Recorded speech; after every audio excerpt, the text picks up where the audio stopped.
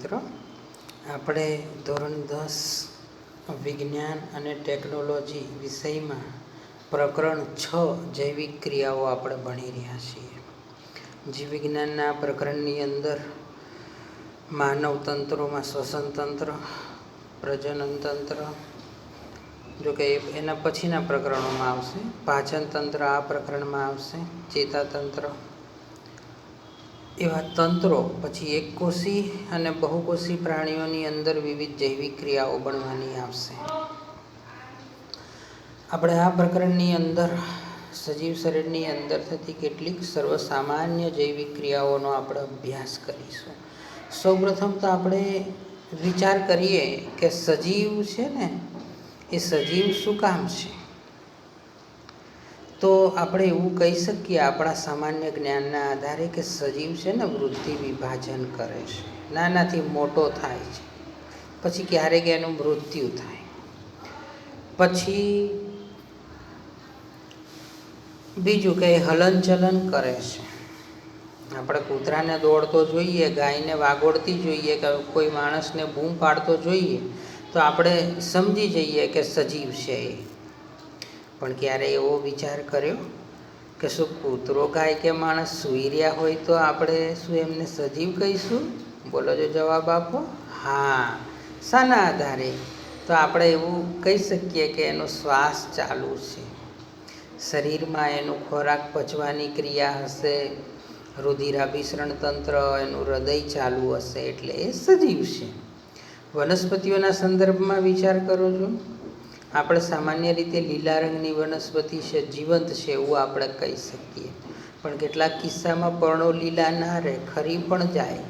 પણ લીલી વનસ્પતિ છે ને એ સમય સાથે વૃદ્ધિ કરે છે, પુષ્પ અને ફળનું પણ સર્જન કરે છે. તો સજીવના સામાન્ય પુરાવાઓ કે લક્ષણ,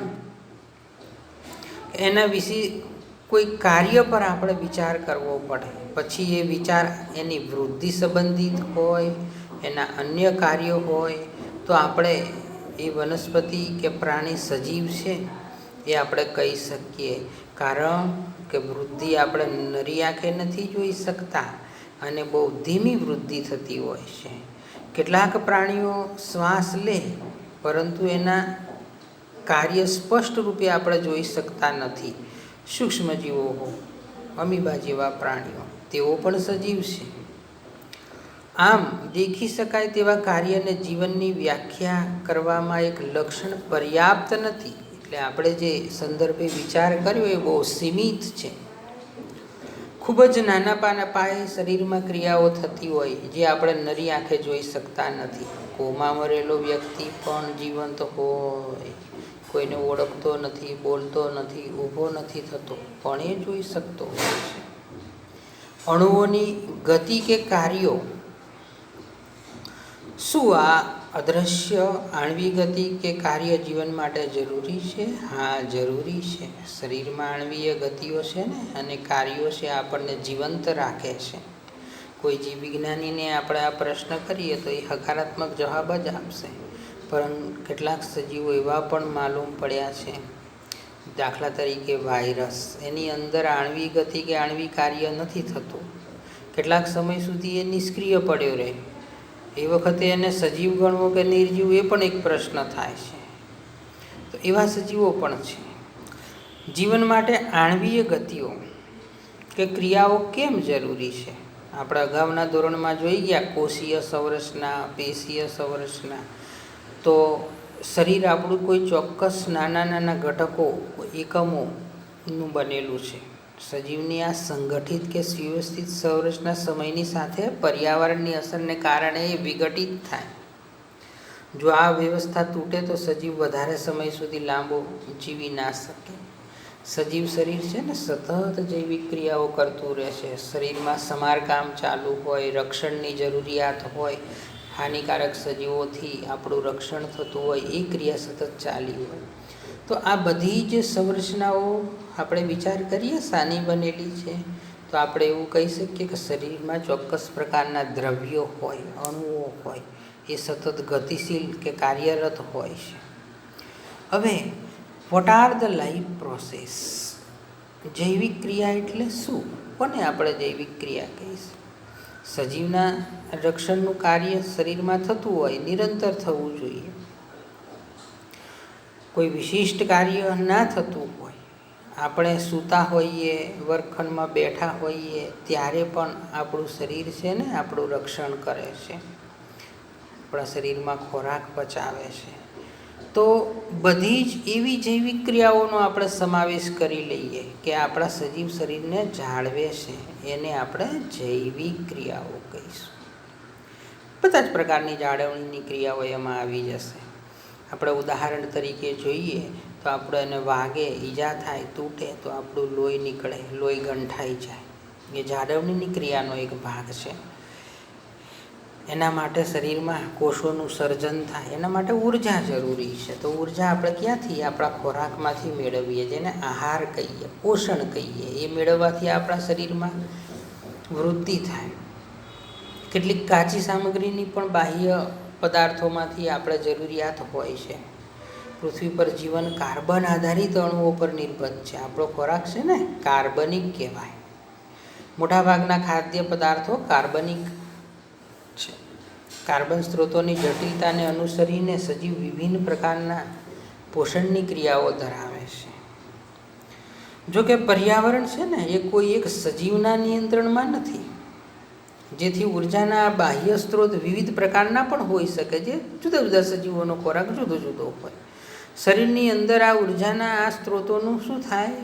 વિઘટન થાય કે નિર્માણ થાય, જેથી આ અંતિમ ઉર્જાનો સ્ત્રોત છે એક સમાન ઉર્જા સ્ત્રોતમાંથી પરાવર્તિત થવો જોઈએ. જેમ કે લીલી વનસ્પતિમાં ગ્લુકોઝ, મનુષ્યમાં ખોરાક પચે, અંતિમ પદાર્થો તરીકે લોહીમાં ભળે ગ્લુકોઝ. આ અંતિમ સ્વરૂપ છે. વિવિધ અણુઓની આણ્વિક ગતિઓ કે કાર્યો તેમજ વિવિધ સજીવ દ્વારા રક્ષણ અને શરીરની વૃદ્ધિ માટે ઉપયોગી અણુઓનું નિર્માણ શરીરમાં થતું હોય છે. એ માટે એક આખી રાસાયણિક ક્રિયાઓની શૃંખલાની જરૂરિયાત હોય છે. ઓક્સિડેશન રિડક્શન પ્રક્રિયાઓ અણુઓના વિઘટનની કેટલીક સામાન્ય રાસાયણિક પ્રક્રિયાઓ છે. તેના માટે વધુ માત્રામાં શરીરની બહારથી આપણે ઓક્સિજન મેળવીએ છીએ. આપણા ફેફસામાં જાય, ફેફસામાંથી હૃદયમાં, આખા શરીરના અબજો કોષોની અંદર પહોંચે, એમાંથી ઉર્જા છૂટી પડે. ચારક શ્વસનની પ્રક્રિયા જેને કહીશું, જે પાછળથી ભણીશું આપણે. તો કોષોની આવશ્યકતા કે જરૂરિયાતને અનુલક્ષી ખાદ્ય સ્ત્રોતોનું શું થઈ જાય? વિઘટન થઈ જાય. તો શ્વસન ક્રિયા થાય પછી ખોરાકમાંથી ઉર્જા છૂટી પડે છે. આપણે ભણી રહ્યા છીએ કેટલીક રાસાયણિક, કેટલીક જૈવિક પ્રક્રિયાઓની સજીવ શરીરમાં અગત્યતા. આપણે એની પૂર્વ ભૂમિકા રચી રહ્યા છીએ. એક એક કોષીય સજીવની સંપૂર્ણ સપાટી પર્યાવરણની સાથે સંપર્કમાં હોય. આ અમીબા જેવા પ્રાણીઓની વાત છે. તેઓને ખોરાક ગ્રહણ કરવા માટે મોં નથી હોતું, વાયુઓની આપલે કરવા માટે નાક, ફેફસા નથી હોતા, કે ઉત્સર્ગ પદાર્થના નિકાલ માટે કિડની, મૂત્રપિંડ જેવા અંગો નથી હોતા. આખું શરીર એક જ કોષનું બનેલું છે. પણ એનાથી જે શારીરિક વૃદ્ધિ પામેલા સજીવો છે એમાં જટિલ શરીર છે. આપણું શરીર જટિલ છે, બહુકોષી સજીવ છે. એમાં આપણા બધા કોષો પર્યાવરણ સાથે સંપર્કમાં નથી, આપણે અંગો છે. તો આથી સામાન્ય પ્રસરણ માટે બધા કોષો જરૂરિયાતની પૂર્તિ કરી શકતા નથી, એટલે આપણે પેશી વિભાજન થયેલું છે. આપણે અગાઉ જોઈ ગયા કે બહુકોષી સજીવમાં વિવિધ કાર્યો કરવા માટે ભિન્ન ભિન્ન અંગ વિશિષ્ટીકરણ પામે છે. આપણે આ વિશિષ્ટીકરણ પેશીઓની સાથે અને સજીવ શરીરમાં એની સંગઠનથી પરિચિત છીએ. આ કોઈ આશ્ચર્ય નથી કે ખોરાક અને ઓક્સિજનનું અંતઃગ્રહણ પણ એક વિશિષ્ટીકરણ પામેલ પેશીઓનું, કોઈ ચોક્કસ પેશીઓ આ કાર્ય કરે છે. આનાથી એક મુશ્કેલી ઉદ્ભવે. જો ખોરાક તેમજ ઓક્સિજનનું અંતઃકરણ વિશિષ્ટ અંગો દ્વારા જ થાય, પરંતુ શરીરના બધા ભાગોને એમની જરૂરિયાત હોય છે, તો બધા ભાગોમાં એ પહોંચાડવું એ પણ એક અગત્યનું કાર્ય હોય છે, અગત્યની જૈવિક ક્રિયા હોય છે. ખોરાક અને ઓક્સિજનને એક સ્થાનેથી બીજા સ્થાને લઈ જવા વહન તંત્રની આવશ્યકતા હોય. આપણે હૃદયની વાત કરીએ તો હૃદય એક વહન તંત્રનો ભાગ છે, જે લોહીને આખા શરીરમાં ફરતો રાખે છે. ફેફસા છે, નાક છે, એ શ્વસન તંત્ર સાથે સંકળાયેલા અંગો છે. તો એ એક પ્રકારના વહન તંત્રો છે. એમાં જરૂરી ઘટકોને લઈ જવા અને હાનિકારક કે નકામા પદાર્થોને શરીરની બહાર કાઢવા ઉત્સર્જન તંત્રનો પણ સમાવેશ એમાં થઈ જતો હોય છે. જોકે હાલ એનો અભ્યાસ આપણે હમણાં કરવાનો નથી. ચાલુ પ્રકરણની અંદર આપણે પોષણ સંબંધિત પાચન તંત્ર અને શ્વસન તંત્રનો અભ્યાસ આપણે કરવાના છીએ, જેનો વધુ સ્પષ્ટ અભ્યાસ આપણે આગલા વિડીયોમાં કરીશું. તો ધન્યવાદ, આભાર.